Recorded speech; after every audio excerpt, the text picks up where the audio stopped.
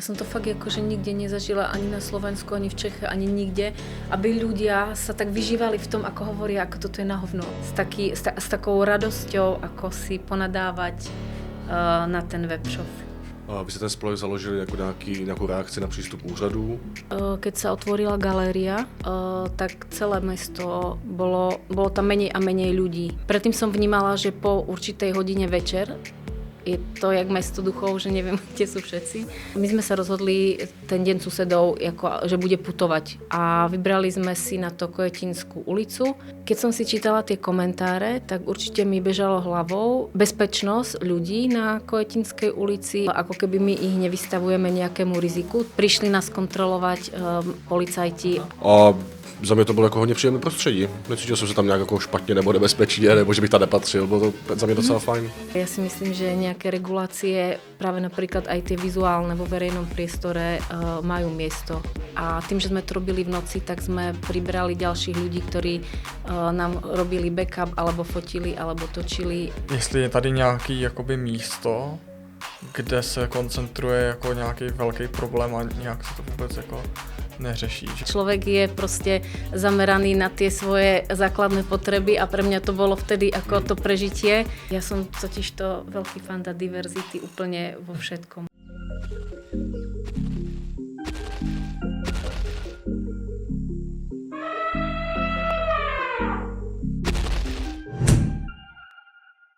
Vítejte u nového dílu podcastu Na Přerov dobrý.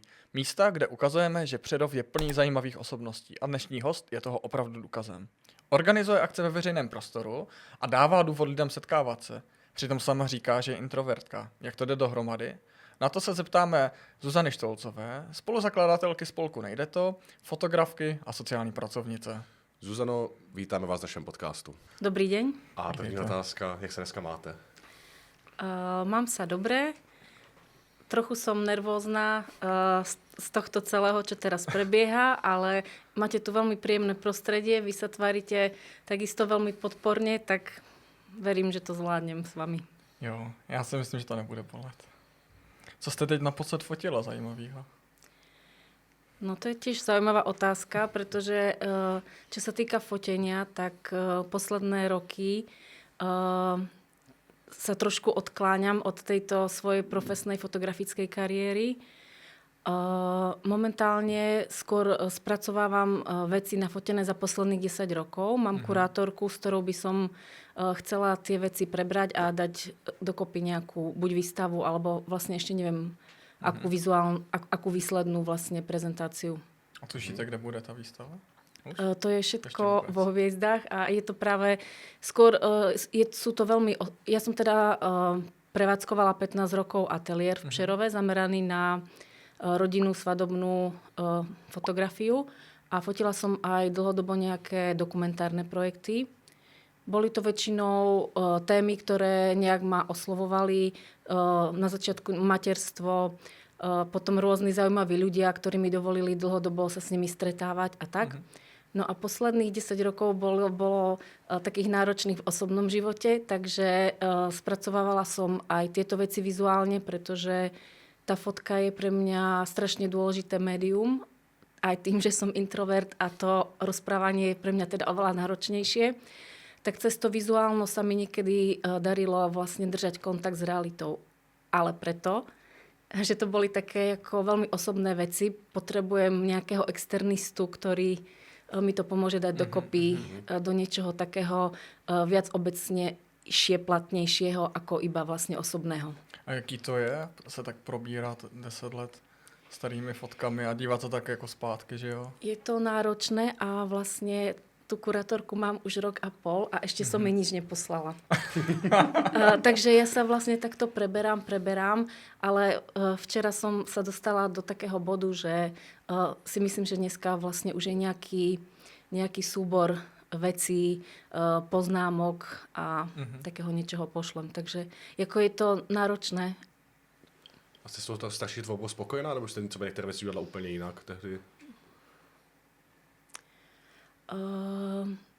Keby som išla preč od týchto osobných tém, tak tam som nemala ako keby žiadne nejaké limity, ako to spracovávať, okrem tých ľudí, ktorých sa to týkalo.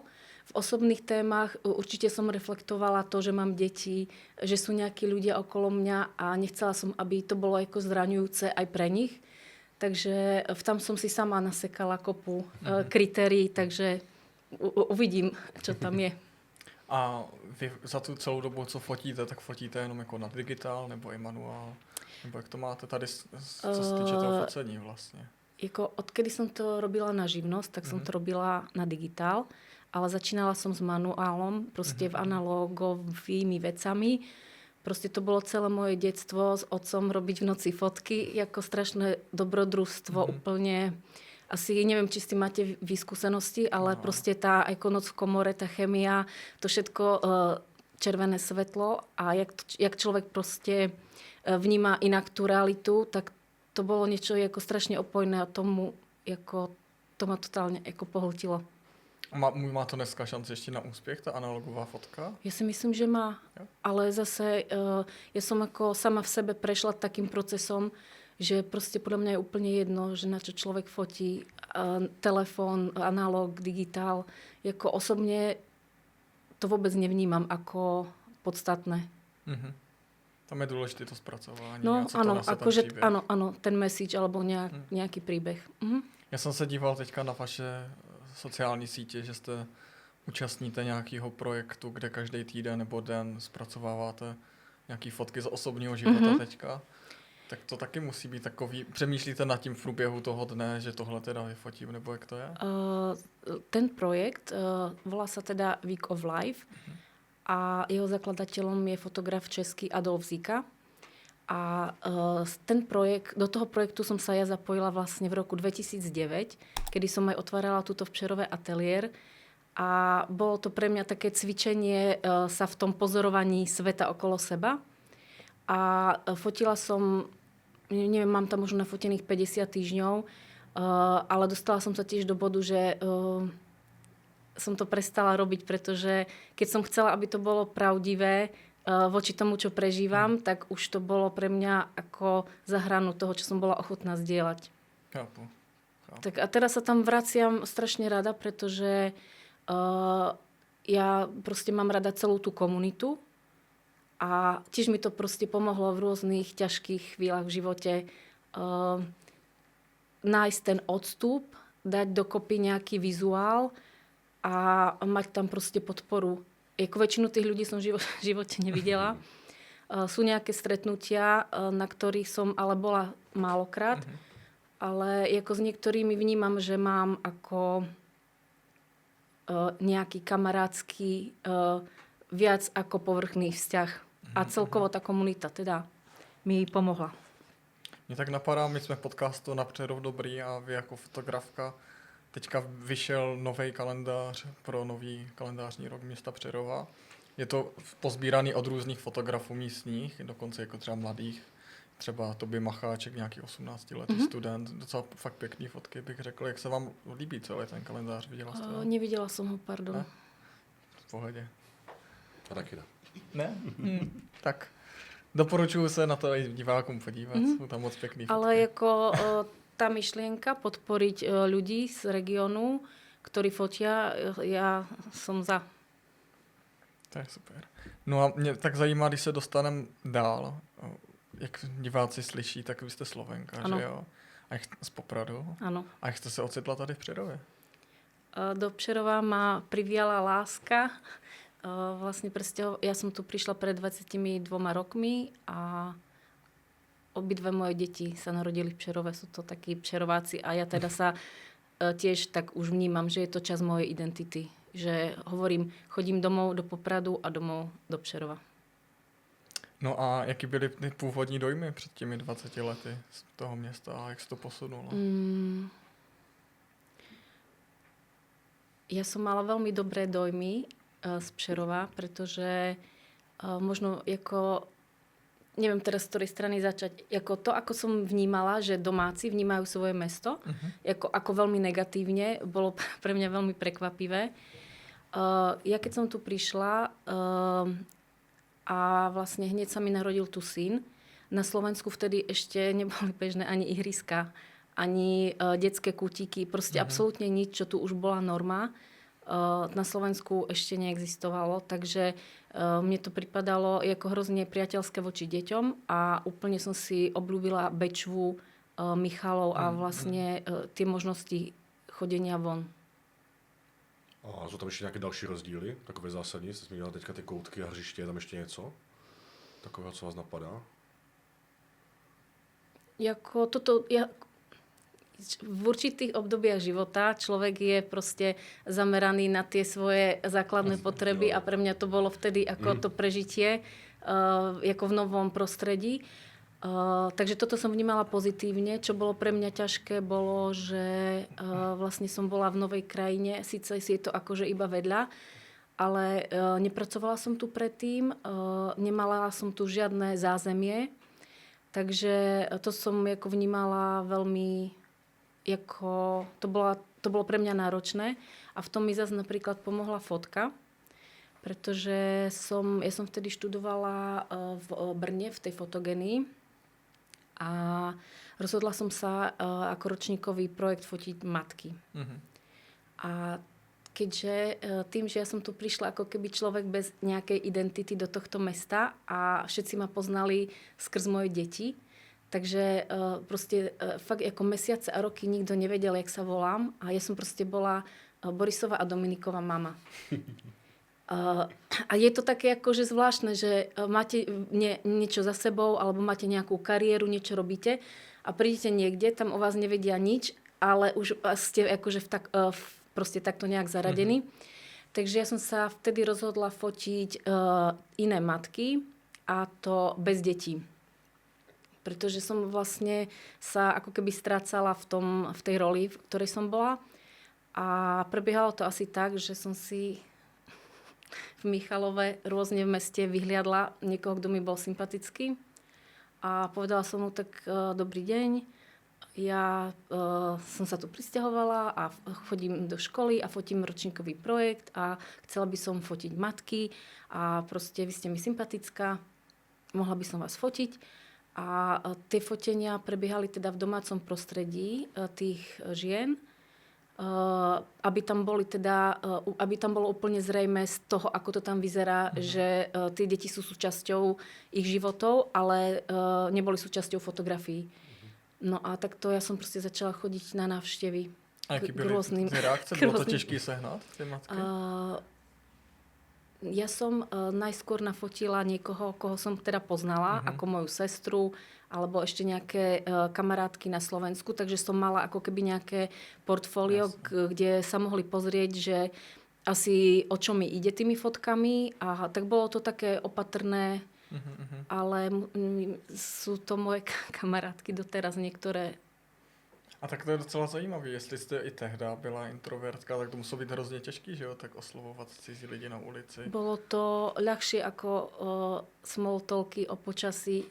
Prísť tam s tým, že tak ja toto robím, ako keby bolo to, ako keby to odmietnutie, keď prišlo, bolo ľahšie straviteľné, alebo neviem, ako to mám povedať. To chápu. To je jako hodně zajímavý. No a jak jste se tady vybudovala vlastně tím, že jste tady teda nikoho neznala v podstatě, nebo vás nikdo neznal, nějaký to zázemí, jako ta fotografka, aby k vám lidi chodili, jaký to bylo? Bylo to těžký? Ja som vlastne, moje pôvodné vzdelanie je krajinný ekológ a ja som predtým robila v oblasti geografických informačných systémov a takáto pozícia vlastne tuto nebola nejak dostupná s malými deťmi a s partnerom, proste, ktorý pracoval ako pracoval. Tak, a tým, že som mala históriu s tými fotkami, komorou a všetkým, tak a fotografia, vtedy bola ešte voľná živnosť, teda neviem presne, ako to je teraz, tak som si proste otvorila živnosť. A nejak tak ako postupne sa to nabalovalo. A vy jste celou dobu měla na ten ateliér na tom náměstí? Mala som ho najskôr na Jateční, teda v Jateční. A potom som hľadala väčší priestor a tak som sa dostala na TGM-ko. Kousíček vedle. Kousíček vedle, ale robí to strašný rozdiel. A to je vlastne také zaujímavé. V Přerove, že ste iba o ulicu niekde ďalej a ako keby je tam iný svet, čo sa týka dostupnosti a všetkého, že niektoré veci sú fakt ako pár desiatok metrov vedľa nejakej hlavnej trasy a už je keby neexistovali. A jako jak jste byla na tom náměstí, Mhm. tak to jste byla v centru jakoby toho dění, že jo? No. A jak moc jste vnímala, a my se k tomu jako dostaneme, k tomu celkovému spolku Nejde to a tak dál, ten život na tom náměstí, přišlo vám, že teďka čím díl jste tam byla, tak tím méně jako bylo lidí ve městě? Tak určite, keď sa otvorila galéria, tak celé mesto bolo tam menej a menej ľudí. Mhm. Aj cez deň. Predtým som vnímala, že po určitej hodine večer je to jak mesto duchov, že neviem, kde sú všetci. A potom to bolo vlastne už stále skoro. A pak třeba jsou zase věci jako vánoční trhy a to je zase to město úplně plný, že jo? No. Úplný opak.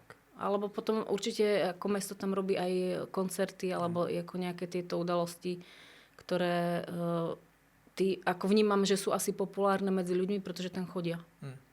Mně přišlo zajímavý, já jsem byl teď na Vánoce v Popradu u kamaráda a já jsem si říkal, jaký jsou tam ty vánoční trhy a tam byly 4 stánky a on mi říkal, že vlastně na Slovensku moc ty vánoční trhy nejsou tak oblíbený nebo v každém městě jak tady, že to je úplně jiný a on sem přišel do Česka, byl z toho překvapený, že to je tady všude. Je to tak, jo? No. Tak to taky musela být docela velká kulturní změna. Víc se to nemusí zdát podle mě běžnému tady Přerovákovi. Tak... Alebo ešte, čo bolo pre mňa takýto kultúrny šok, bolo Mikuláš, ako sa tu slaví.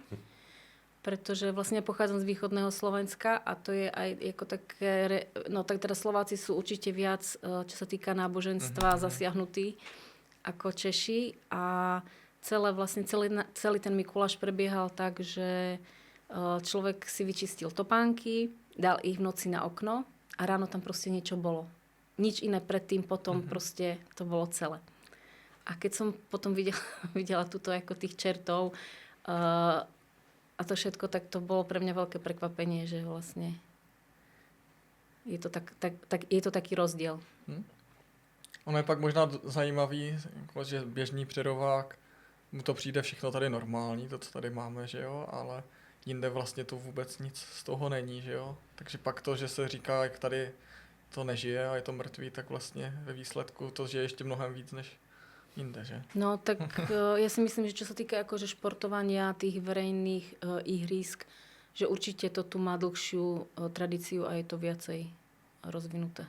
My se celou dobu tady bavíme o tom, že říkáte o sobě, že jste introvertka.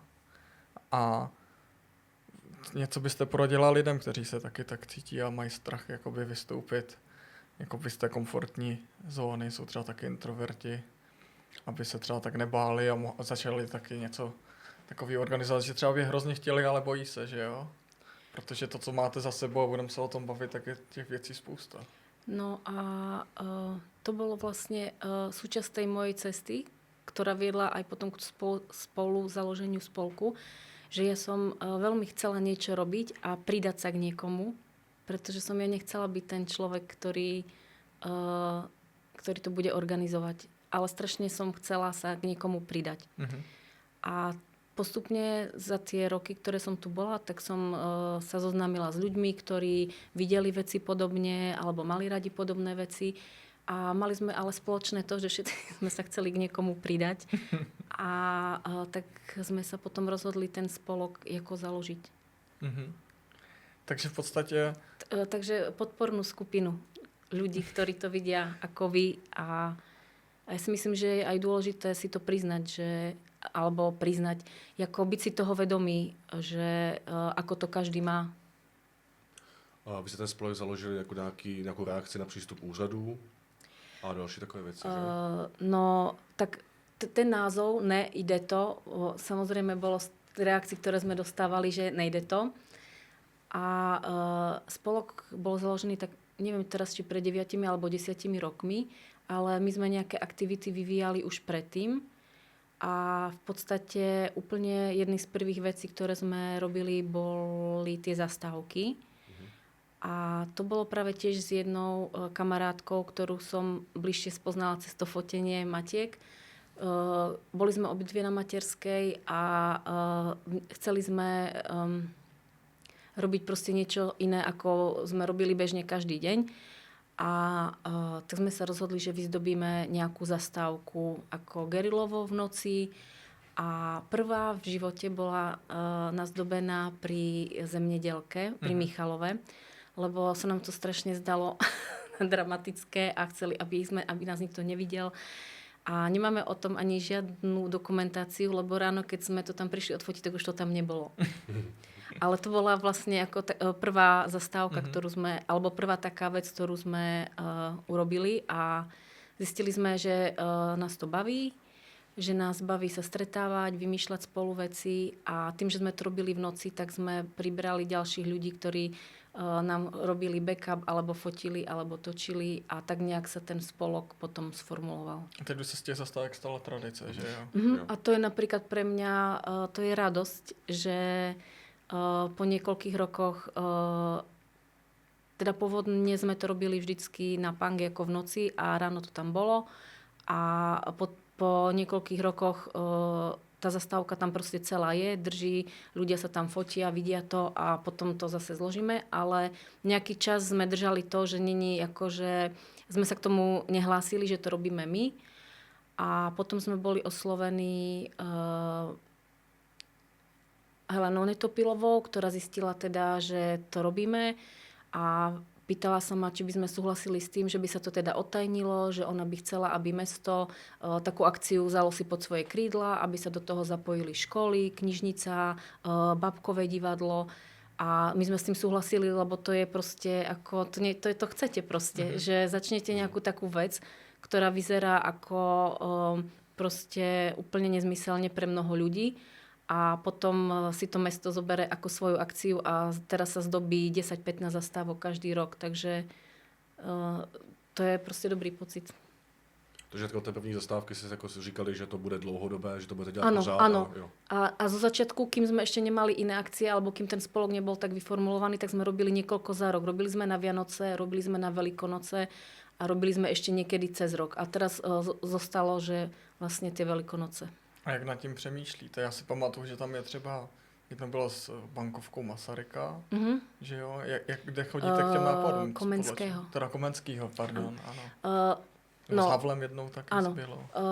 Buď jako je nějaké výročie, nejaká udalosť spoločenská, ako bolo vtedy 100 rokov vzniku Československa, tak sme 100% chceli a aby to bolo teda v takom odkaze, ako my to vidíme, takže sme tam posadili teda Havla s Masarykom a tak sme to urobili, keď bolo, a potom keď to už vzalo si pod patronát mesto, tak je keby vyhlasovalo tému, hej, že bolo nejaké výročie Komenského, tak bola téma Komenský, tak preto bola tá bankovka. A potom v covide to sme, ako to je moja najväčšia srdcovka z našich zastávok, teda tá kaple, kedy sme tú zastávku potiahli celú červeným zamatom a dali sme tam kríž ešte, ktorý svietil. A bolo to teda vnímané rôzne. My sme to mysleli ako pozitívne, ale bolo to vnímané aj morbidne. A ten zamat bol... Takto ešte by som povedala, že my máme radi, keď vlastne veci sú udržateľné a všetko sa ako použije, kým je to možné. A ten zamat sme vlastne použili, keď bolo 30. výročie zamatovej revolúcie, tak sme vlastne zo Sokolovny vyvesili 30-metrový zamatový záves. A potom ten sme použili na tú zastávku, ktorú sme vnímali tiež ako nádej, pretože to bola vlastne oslava slobody vtedy a presne tú látku sme tam použili. A teď už to děláte přes den, nebo pořád ještě už to robíme cez deň, chodia tam autobusy, ľudia, pýtajú sa, kedy to bude. Tak to už možná takovej ten náboj, ne? No tak náboj, má to iný náboj. No, jasně. A já si pamatuju, to byla taky jedna z prvních akcí, možná samotného toho spolku, když už existoval. To byly ty šály na Tyršově mostě, na těch stromech, co rozkvetou, až bude dálnice. Ano. A tak to jste dělali v noci. Áno, ale delali sme to v noci, ale zároveň sme už mali na to všetky povolenia od autorky diela, od sochárky. Proste mali sme všetky papiere, pretože to je už zase niečo iné. A vlastne aj tie zastávky sme robili tak, aby sme nepoškodili zastávku, aby sme nepoškodili, robili sme to na zastávkach, kde zrovna neboli platené reklamy, aby sme nepoškodili ľudí, ktorí si tam platia nejakú reklamu a aby sa to všetko dalo vlastne zložiť. Tak to bych řekl, že je super pro lidi, co... Takže to by som chcela povedať, že vlastne všetko bolo robené tak, že sme to tam nejako zavesili, pripevnili a dalo sa to odobrať. A s tým mostom, tým, že to bola ako väčšia akcia a nedalo sa to proste nejak zošolíchať nenápadne, tak to sme vlastne oslovili všetkých zúčastnených a robili sme to v noci už z tej radosti, že je to nejaká taká akcia. Prišli nás kontrolovať policajti a mali sme všetku dokumentáciu v poriadku. Ne? Tak ale myslím si, že nedalo by sa predpokladať, že to urobíme a si to nikdo nevšimne. No, jasně. A už aj kvôli kamerám tam a tak. To musela být jako velká akce, jak dlouho jste to šili? Nebo jak jste to spočítali? Jak to je potřeba? Áno. Tak náš architekt spolkový omeral tie stromy, priemery, rozpočítal to na pruhy, vlastne koľko akých pruhov je potrebných urobiť. Urobil vlastne fakt podrobný rozpis toho, čo je potrebné urobiť. A potom my, naše rodiny, kamaráti, známi, podporovatelia, priaznivci, vlastne zapájali sa do toho aj moji kamaráti zo Slovenska, pár z nich, tak každý proste štrikoval nejaké tie pruhy a posielali nám to. A potom večer vlastne predtým bolo to naplánované ako prekvapenie na Mikuláša pre Přerovákov a Přerovačky. Takže vlastne večer pred Mikulášom sme sa stretli, pozošívali sme všetky tie kusy dohromady a vypravili sme sa so štaflami na most a tam sme to došili. A měli jste tam nějaký lidi se zastavovali, policie? Zastavovali sa lidi a takisto prišla aj hliadka, ale mali sme vlastne všetku dokumentáciu potrebnú, takže to iba skontrolovali neveriacky a odišli. Mě tak napadá, ty stromy teďka už nezdobí čály, zdobí je světýlka a po Přerově a nejenom jako po Přerově i třeba na autobusech a tak dále, teďka nový vánoční osvětlení. Jak se vám to líbí? Ja som fanúšik minimalizmu, takže by som privítala jednoduchšiu výzdobu s nejakým ako fakt zrejmým vizuálnym konceptom, ktorý by bol dodržaný. A tak třeba oproti Popradu, tam jsem byl teď na Vánoce, tak ten bych řekl, že tam jsou jako trošku dál ještě. Tam musí Andělíčka na kruháč umisťovať helikoptérou. No, Poprad naozaj sa ako sa vianočná výzdoba a akým smerom posunula v Poprade je pre mňa absolútne ako nepochopiteľné, pretože čo bolo bežné niekedy v Poprade, bolo tým, že vlastne Poprad je mesto pod Tatrami a v meste sú ihličnaté stromy, tak tie stromy boli nazdobené drobnými svetielkami a to bolo vlastne celé. A teraz sú tam rôzne kočiare, betlémy, niekoľkometroví anieli, rôzne všade po meste. A ako z môjho pohľadu je to desivé. Takže má Přerov ešte co doháňať? Neviem. Ja si myslím, že ja viem, že aj ako ľudia aj v Čechách, aj na Slovensku sú negatívne naladení vzhľadom na komunistickú minulosť našich krajín, na akékoľvek regulácie. Ale ja si myslím, že nejaké regulácie, práve napríklad aj tie vizuálne vo verejnom priestore majú miesto. To je to, že my potom prídeme niekde a povieme, tuto je krásne, ale je to preto, že tam sú strechy vybrané ako Marseille alebo proste rôzne mesta vo Francúzsku, ktoré majú farebné škály na to, aké vlastne farby sa tam používajú na strechy alebo snažia sa nejak udržať vlastne vizuálne ten priestor pohromade. A my sme z toho nadšení, budeme chodiť do Grécka, fotiť sa na Santorini, ale keby sme to mali tu, že všetci musia mať modrú strechu alebo niečo iné, čo by vlastne bolo relevantné k nášmu regiónu, tak si myslím, že to ani nemá šancu ako na úspech. A Když zůstaneme u toho veřejného prostoru a v podstatě Tyršova mostu, vy jste tam teď dělali Den sousedů loni a to je akce, kterou jste začali na Wilsonce. Asi jste si to primárně vybrali, protože to je místo, kudy my jako lidi hodně chodí. A jak jste to tam jako oživili, tak super. Ale potom jste se přesunuli v nějakém roce před 2-3 lety na Květinskou ulici. Tam bylo respektive jednou jste to tam dělali. Tak to muselo být takový trochu výzva, protože jako sociální sítě z toho třaskaly celkem. Keďže Deň susedov je jedna z akcií, ktorú robíme vlastne najdlhšie, už bolo vlastne 10 alebo 11 ročníkov a robili sme ju primárne na tej Wilsonovej ulici, pretože to je miesto, kde ľudia proste korzujú, chodia tam proste, je tam blízko Žerotiňák, Horné námestie. Je to také miesto, kde tí ľudia samovolne, okrem vlastne našich známych, vyskytovali sa tam aj náhodne okolo idúci. Po niekoľkých rokoch sme vnímali, že my ako organizátori potrebujeme zmenu a že niečo by sme chceli tou akciou povedať a to je to, že vlastne my sme sa rozhodli ten Deň susedov, že bude putovať, že každý rok bude na inom mieste a že vlastne chceme inšpirovať aj iné susedstva a ukázať, že je to vlastne jednoduchá vec urobiť si taký deň susedov a pobaviť sa s ľuďmi okolo. A vybrali sme si na to Kvetinskú ulicu, pretože na Kvetinskej je takisto spolok, aktívni obyvatelia Husovej a Kvetinskej ulice. A my sme s nimi spolupracovali už na jednom umnení v kavárnach, kedy nám robili tanečný program na jednej vernisáži, takže sme sa znova na nich napojili a oni súhlasili s tým, aby vlastne Deň susedov prebehol v ich susedstve. No ale ty reakce ještě vlastně, než vůbec ta akce proběhla, tak to lidi už hodnotili, že jo? Reakcie boli extrémne jako zriedkavo pozitívne a podporné, ale väčšinovo negatívne. S tým, že akože si to nezaslúžia, že ľudia tam neprídu.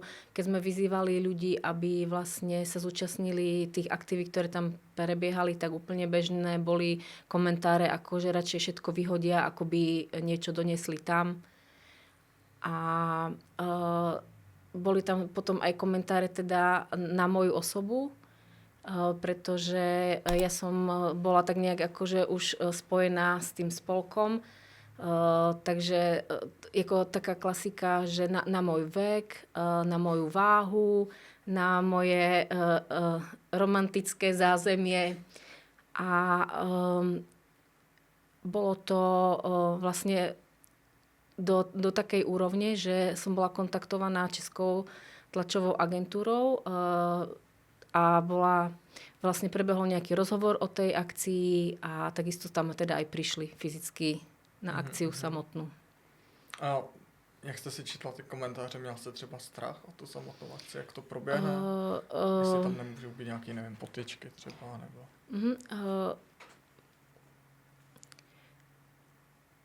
Keď som si čítala tie komentáre, tak určite mi bežalo hlavou, či vlastne bezpečnosť ľudí na Kvetinskej ulici a či vlastne ako keby my ich nevystavujeme nejakému riziku tým, že tam organizujeme tú akciu.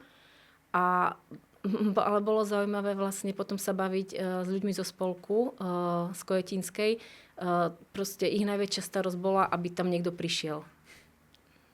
A nakonec prišli. A áno, proste ľudia prišli a bolo to tam proste fajn. Ako v každom inom susedstve. A co se tam všechno dělo? Já jsem tam jako nebyl, já vím, že se tam třeba tancovalo a lidi to nakonec pochvalovali, ty jsi tam byl. Já jsem tam byl asi na 15 minut, byl to právě tanec nějaký, dělali si nějaké vlastní jídlo, jestli něco jako guláš tam myslím bylo, jestli si dobře pamatuju.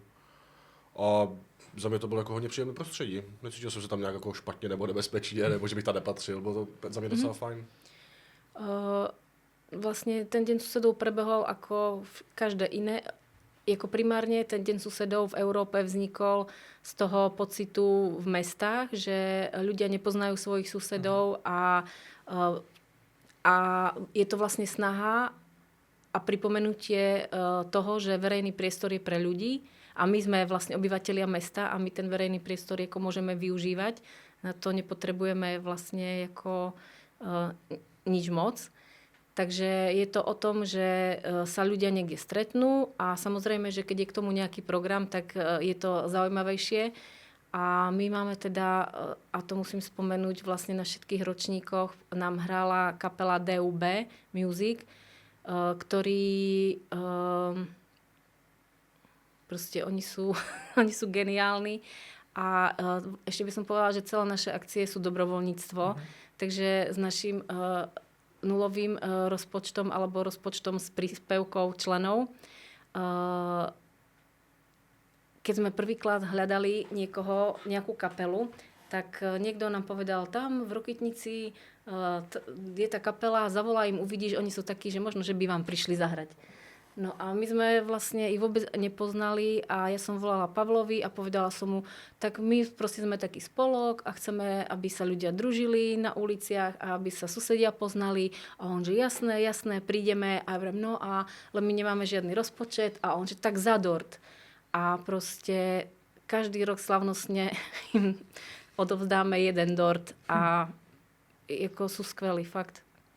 Tá muzika robí strašne moc, priláka tam ľudí, určite to nejak rozpúšťa nejaké bariéry, spev, tanec. A vy jste měli letos i na tom, nebo to je už tradice, že máte teda každý rok, letos jste měli, nebo v roce 24 jste měli na tom Tyršovém mostě a tam taky už jste museli zachytit určitě kolendoucí, že už to nebylo cílený, že by tam lidi museli jít, tak jak to bylo na té Kojetínské. A tím, že jste tam zavřeli celý ten most pro dopravu, tak to musel být zase také úplně takový jiný typ akce a celá ta lokalita musela ožít jinak. Jako my sme sa snažili, teda túto lokalitu sme si vybrali preto, že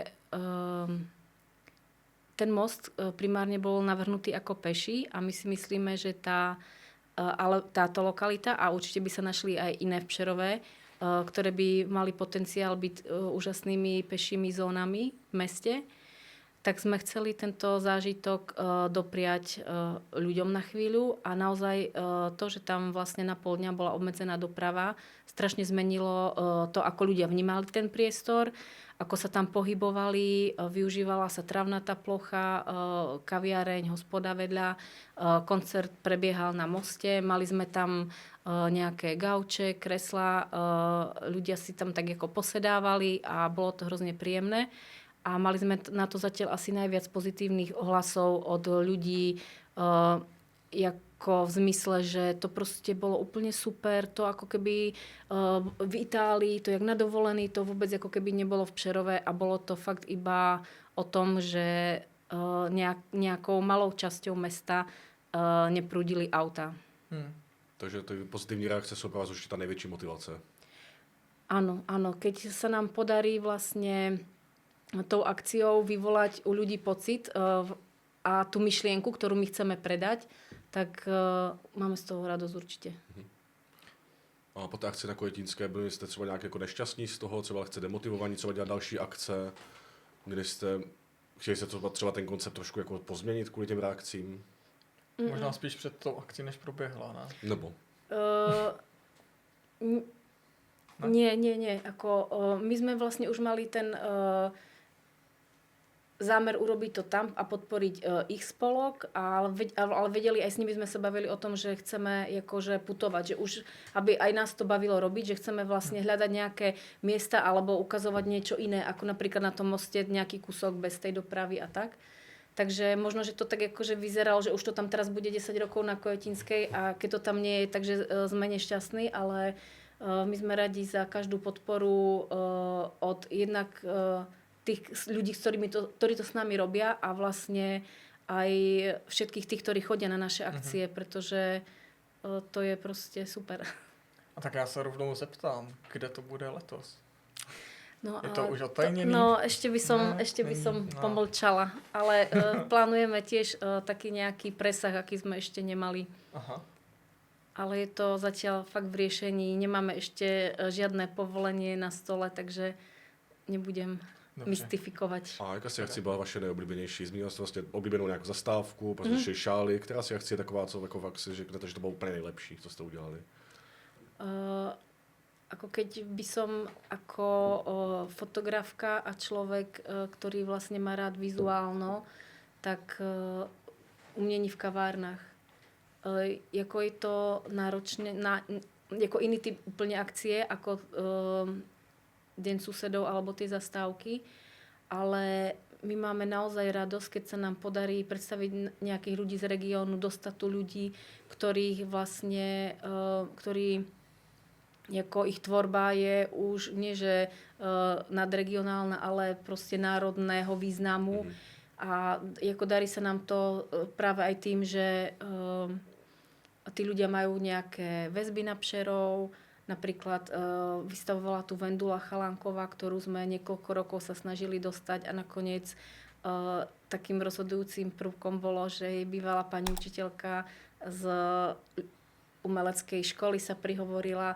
Jako vždycky, jako je tam potreba, jako rôzna súhra tých okolností, že sa to poskladá a je to skvelé. A keď napríklad v ten ročník, kedy tu bola Vendula Chalánková a vystavovala tu aj Pavla Kačírková, ktorá je vlastne žiačka Jana Ambrúza, ktorý vystavoval tento rok, ale Pavla Kačírková robí rôzne objekty v krajine, v kostoloch, jako veľké veci a mala ten drevený záves v Mamut Cafe.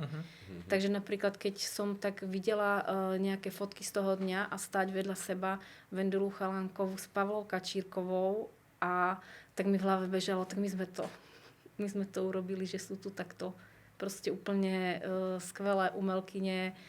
Ešte majú aj vlastne ten presah, že sú z toho regiónu, vlastne Vendula je z Troubek a Pavla myslím, že tiež z Přerova alebo takto. Takže snažíme sa hľadať tých ľudí, ktorí majú tu korene a vlastne predstavovať aj takú menej mainstreamovú kultúru.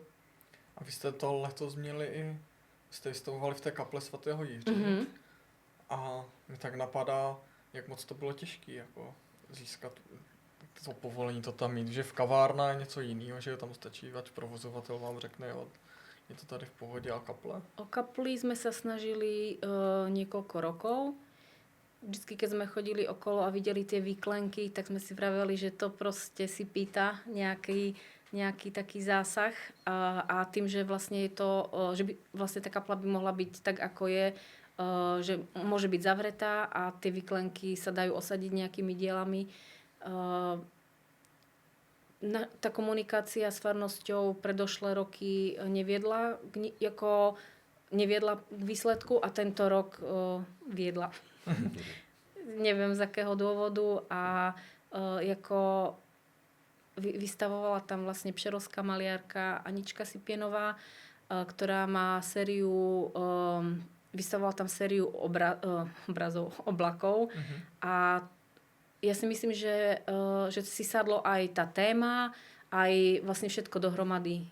Že sa to hodilo k tej kapli a mala tam ešte aj sochu Panny Márie, ktorú namalovala vlastne v otieňoch tej oblohy. Takže to bolo také akože viditeľné, neviditeľné. Z niektorých uhlov bolo jasné, že to je socha, niektorých úplne splývala.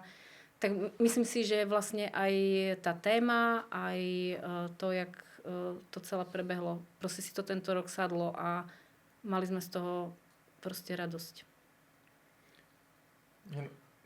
Já se chtěl zeptat, jestli vlastně tyhle ty činnosti toho spolku byste mohli dělat i v Opradu.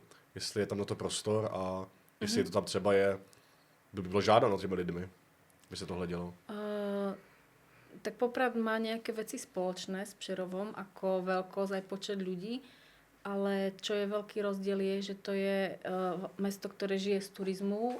V podstate sú tam turisti celoročne kvôli túram, v zime kvôli lyžovaniu a tak. Takže v tých akcií v meste sa deje podstatne viacej, ako vidím tuto.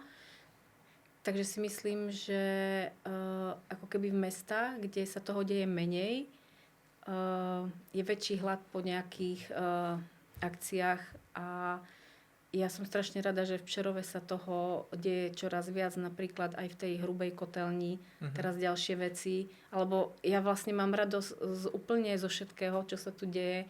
Napríklad, že tá knihovna teraz sa snaží robiť všelijaké akcie, autorské čítania, rôzne dielne, že vlastne sa snaží o také moderné poňatie tej knihovníctva, že to už nie je len o vypožičavaní kníh, ale že má to veľký presah.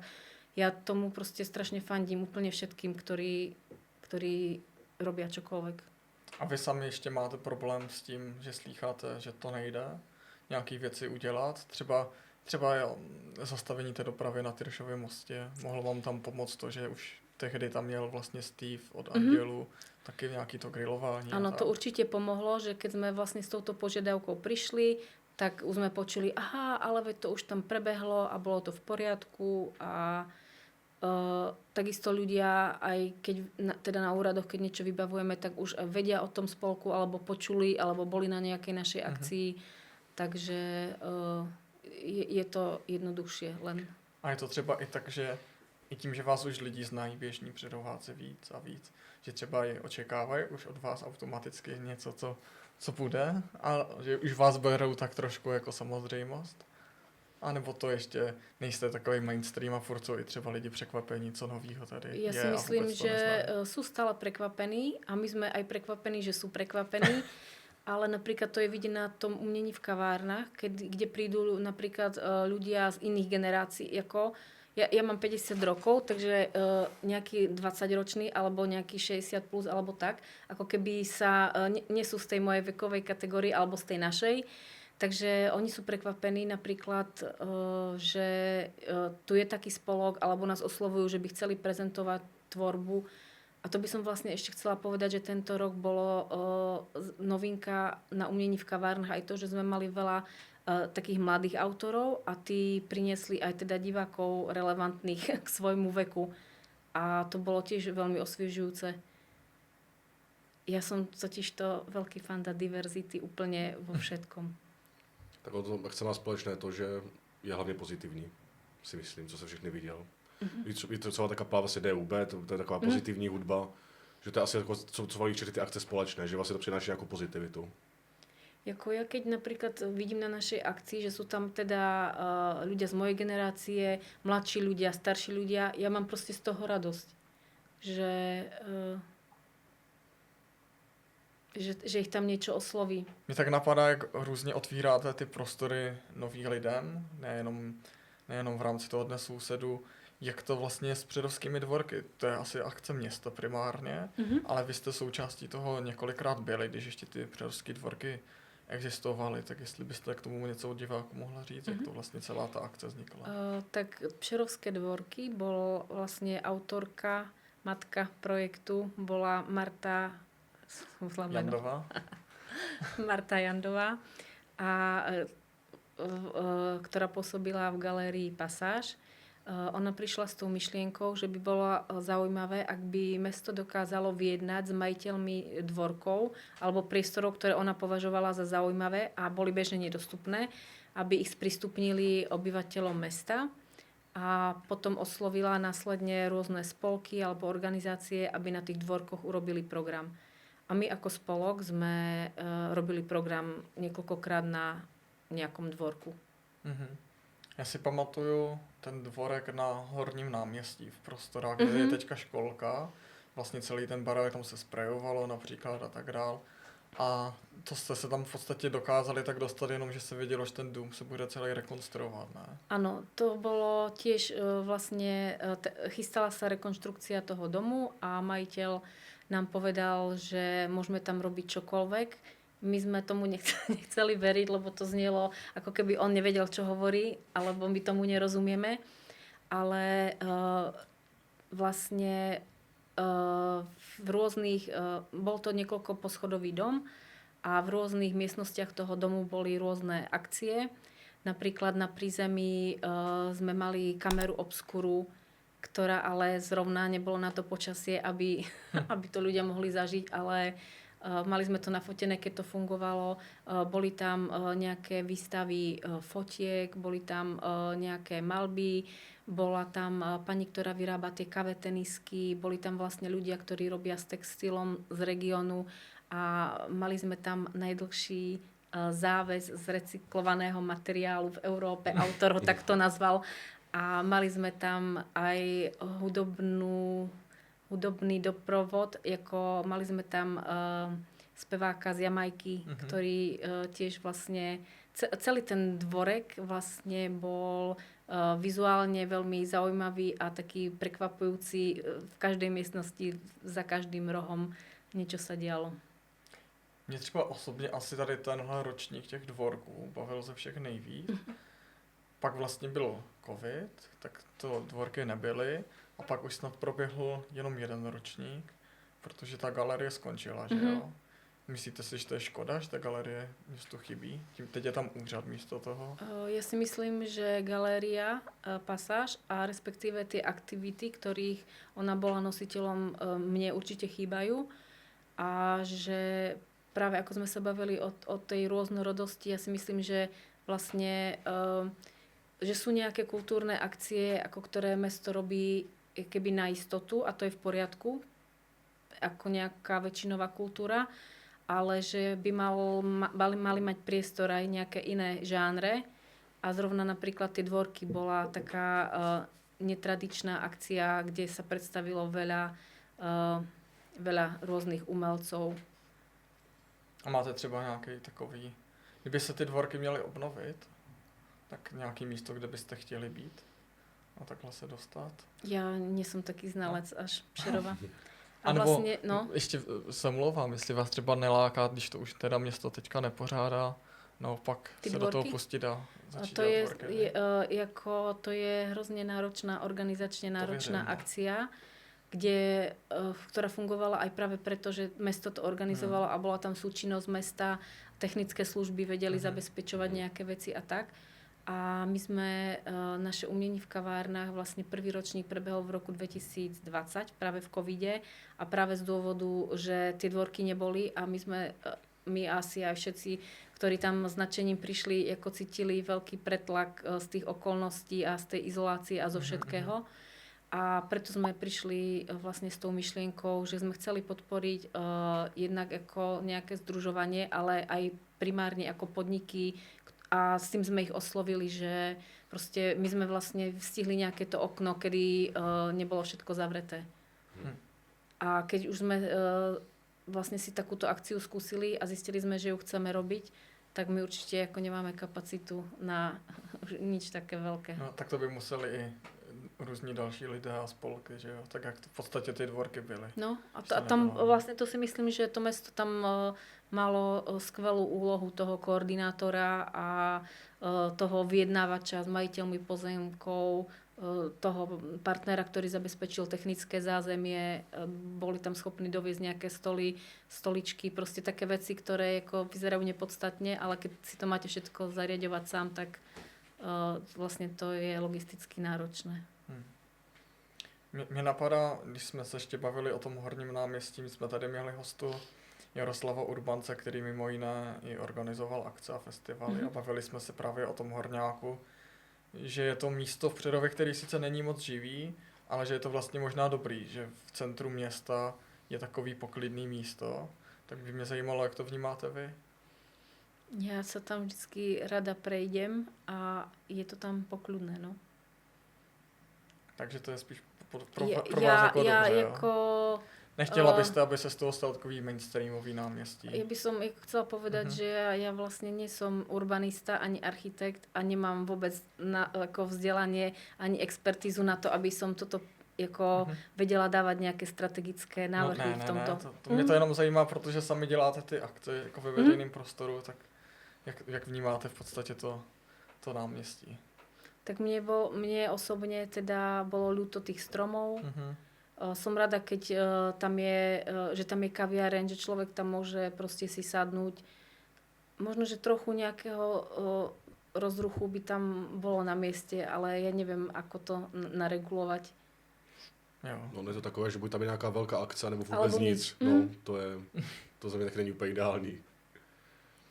A vy jste teďka říkala, že nejste žádnou urbanistkou a tak dále. Vy jste v podstatě vystudovanou tu Ukrajinou ekoložkou, potom ještě teda fotografkou a teďka jste se posunula ještě dál.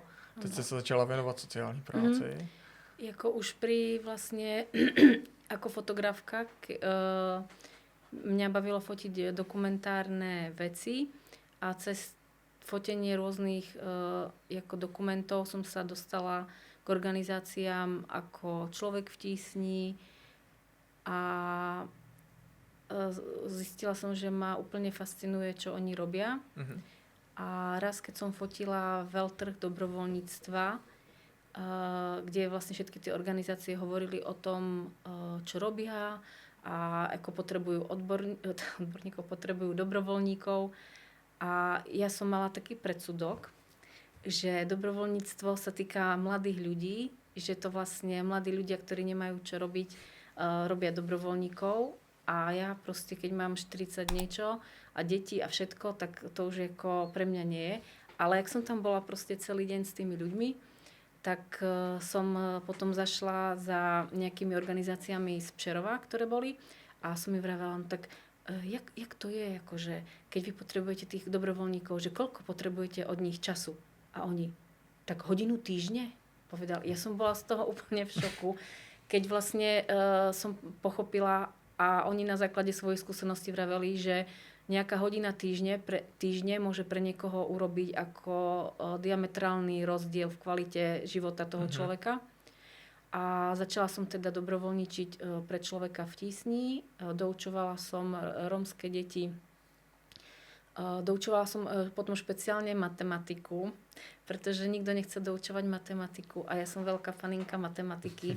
Takže som doučovala ako primárne matematiku na základné školy aj na maturity proste. A zistila som, že ma to že ma začala fascinovať tá sociálna práca a začala som to študovať. A vyštudovala som to, no a teraz to robím. A teď sa tam venujete přímo čemu? Teraz robím v Centre duševního zdraví tu v Přerove ako terénna sociálna pracovníčka a ešte robím ako lektorka primárnej prevencie v Olomouci v P-centre.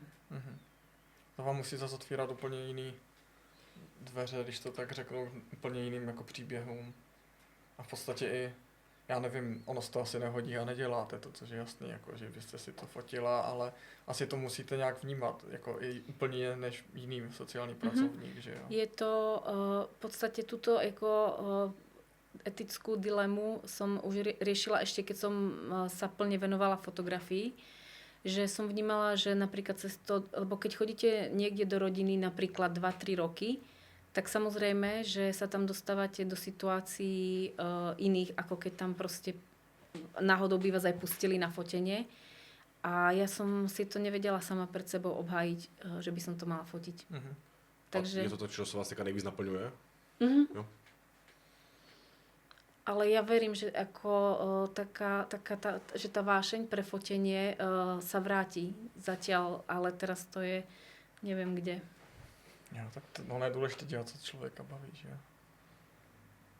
já tak přemýšlím nad tím, když se tady bavíme primárně o tom Přerovu, tak jestli je tady nějaký jakoby místo, kde se koncentruje jako nějaký velký problém a nějak se to vůbec jako neřeší, že jako na sociálních sítích se vždycky říká, že třeba u galerky jsou samý problémy a nikdo to neřeší, že u nádraží jsou problémy, ale mně pak jako by přijde, že ten problém je v podstatě všude nějaký.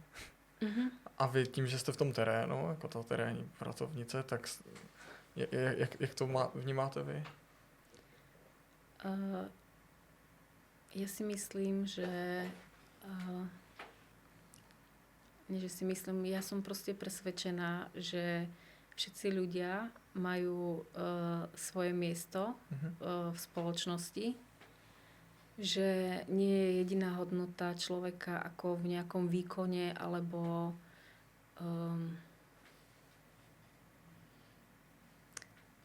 to už tak ako teraz neviem, jak to mám povedať, ale Ja si myslím, že ako v spoločnosti je veľa predsudkov voči akejkoľvek rozličnosti, či sú to ľudia s nejakým fyzickým znevýhodnením, s duševnou chorobou, nejakého iného etnika, že je málo porozumenia na to vlastne, čo oni potrebujú. A veľa frustrácie z toho, že sa im ponúka niečo, čo si my, ktorí vlastne sme reprezentanti toho väčšinového, myslíme, že by oni mali chcieť. Takže tam je možná pak ta škoda, že o nich rozhoduje někdo jiný, než oni sami, nebo nejsou do toho zapojení. Ja si myslím, že ako to je celkovo taký problém. Ako v sociálnej práci sa veľa hovorí o tom, že klient je najväčší odborník na svoj život. A je to také akože banálne, ale ja to vnímam ako pravdivé a napríklad tú našu pozíciu sociálnych pracovníkov vnímam ako, že my môžeme byť, pretože my sme s tými klientami viac ako zdravotníci, viac ako lekári, viac ako vlastne všetky iné služby, ktoré oni čerpajú od tej spoločnosti, že keby my sme mohli byť nejakým takým mostom malým v tej komunikácii, tak si myslím, že by to bolo super. Mě tak napadá, než přejdeme dál, takový kontroverzní dotaz asi, že spousta lidí, a nejen lidí, politiků a tak dále, říká, jako, že by neziskovky měly skončit, neměly by se financovat a tak dále. Tak to musí být jakoby pro vás, tím, že v tom pracujete, hrozně těžký, ne, tohle vnímat. Musíte si to třeba i denně před nějakými lidmi obhajovat tohle? Tak ja si myslím, že to hovoria ľudia, ktorí nemajú úplné ako porozumenie toho, čo sú neziskovky. A to isté si myslím o sociálnych dávkach, že sociálna dávka je nemocenská, sociálna dávka je rodičovská. Všetko, čo si my nevyrobíme vlastnou prácou, je sociálna dávka. A z nejakého dôvodu niektoré sociálne dávky majú proste horšiu povesť ako iné. Takže ako toto ja sa napríklad snažím šíriť medzi ľuďmi okolo seba, že neexistujú žiadne sociálne dávky pre určitú skupinu ľudí. Proste je tu nejaká legislatíva platná pre všetkých, ktorí sa tu nachádzame.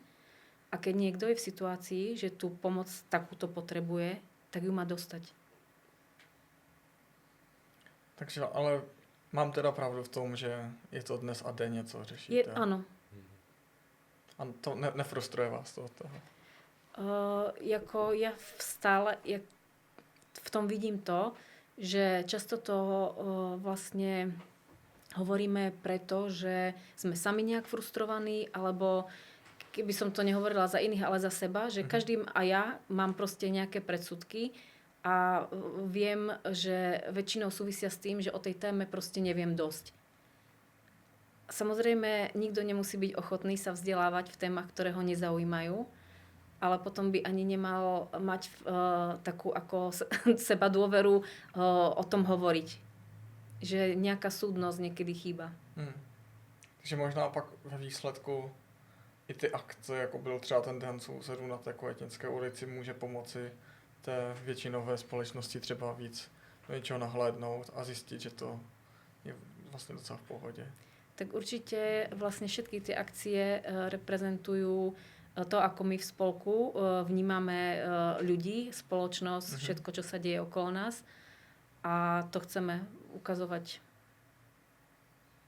Ono i těmi reakcemi ti lidé vlastně taky vám dali najevo, co si oni vlastně o tom myslí a jaký mají oni pohled na svět. Takže i vám jako dali nějakou zpětnou vazbu, že musíte pracovat víc s takovými lidmi, jako nějakým publikem, protože děláte akce. Že lidi jsou prostě často dost negativní a neví ani třeba proč. Protože ta akce třeba ještě ani nebyla a už...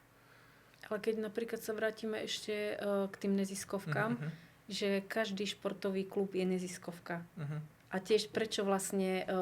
Tak buď v princípe si myslím, že každý si má vydelávať na seba sám, alebo sa dovzdelám v tom vlastne, kto všetko je financovaný, hej? Jako nemôže to byť, že som proti neziskovkám, Ale je v pohode, že moje deti môžu chodiť za 200 korún na krúžok, pretože to proste niekto platí. Jako tam proste sú nejaké medzery v tom jako kognitívnom procese. Jo, tak ono je to takový to zjednodušení, co si lidi už naučili. Bohužel. A tak možno, že by v tom aj bola nejaká cesta, ale neviem, kto by to mal robiť. Že mňa často prekvapuje, aké veci vlastne nie sú bežne, že není porozumenie o tých veciach, napríklad ako o tých dávkach, hej. Že to, čo poberá nejaká iná skupina, budem to volať dávka, to, čo poberám ja, si nájdem na to iné slovo, aj keď je to vlastne to isté financované z daní zo štátneho rozpočtu. Já bych možná radši otočil list a vrátil bych se zpátky k Přerovu, když jsme v podcastu primárně o Přerovu. Tak co vám tady nejvíc chybí? Nebo ono asi to, co vám tady nějak chybí, sem přinášíte částečně, že jo? Těmi různými kulturními akcemi a tak dál, ale když se podíváme na ten Přerov jako na celek, tak je něco, co byste tady jako ráda měla a není to.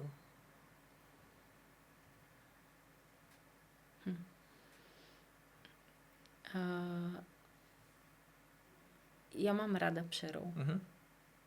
A mám rada ľudí, jako obecne.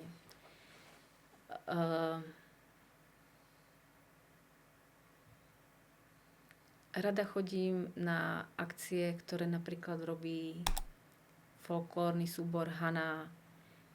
Rada idem podporiť alebo pozrieť sa na vlastne čokoľvek, čo tu prebieha.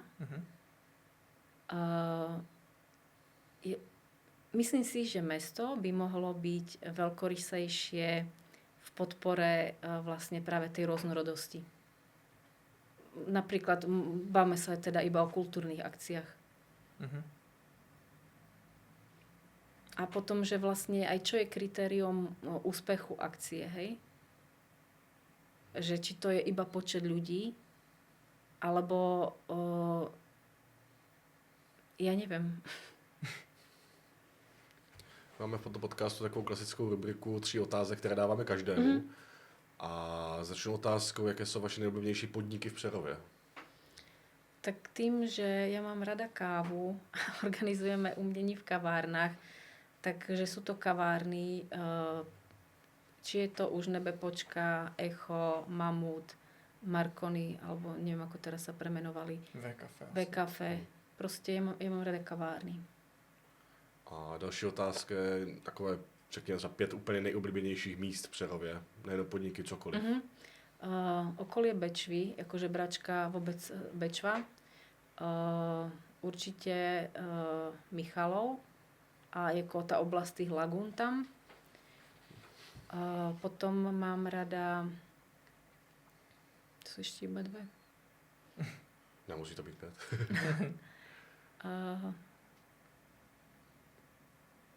A potom už len vlastne tých ľudí, s ktorými sa družím. Mně tak napadá, Přerováci jsou hodně pišní, nejenom třeba na hokej, ale i na pivo. Odsud.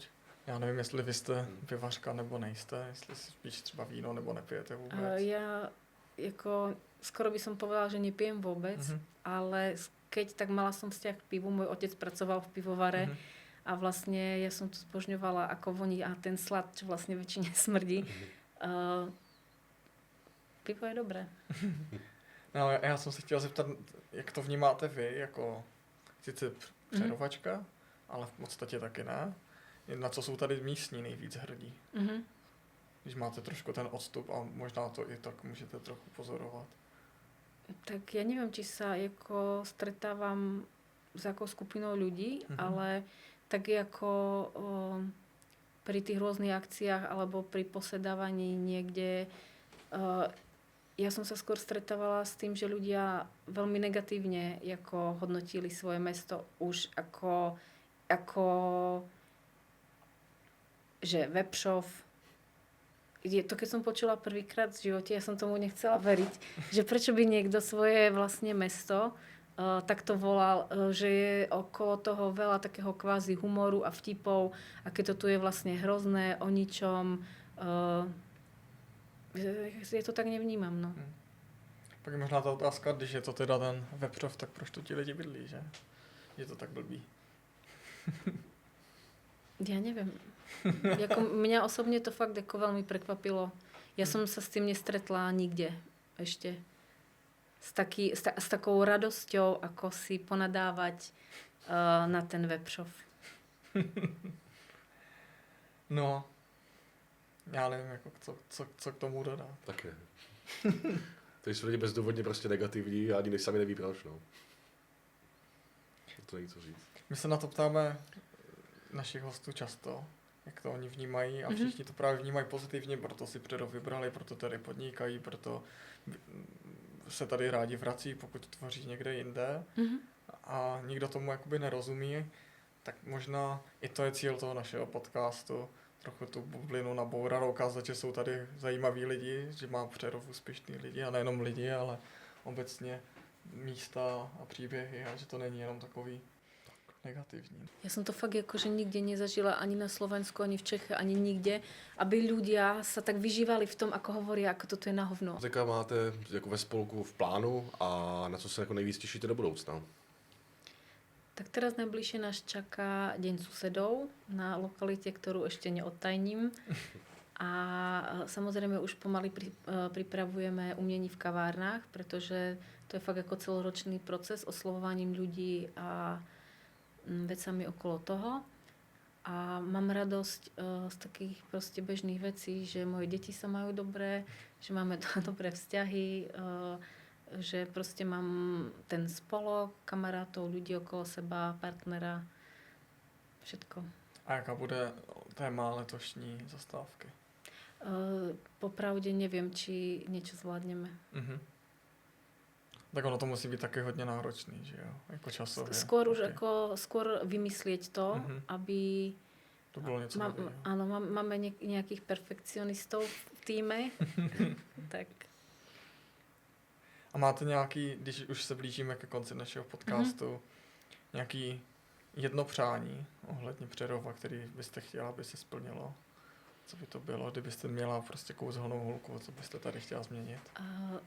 K tým, že ja som vlastne študovala tú environmentalistiku a teraz ja vnímam vlastne tú sociálnu prácu ako takú péči, ale nie o planetu, ale o ľudí, tak ja by som proste chcela povedať, že ako diverzita je stabilita, že to je proste budúcnosť ako aj v prírode, aj v spoločnosti ľudskej, takže otvorené mysle.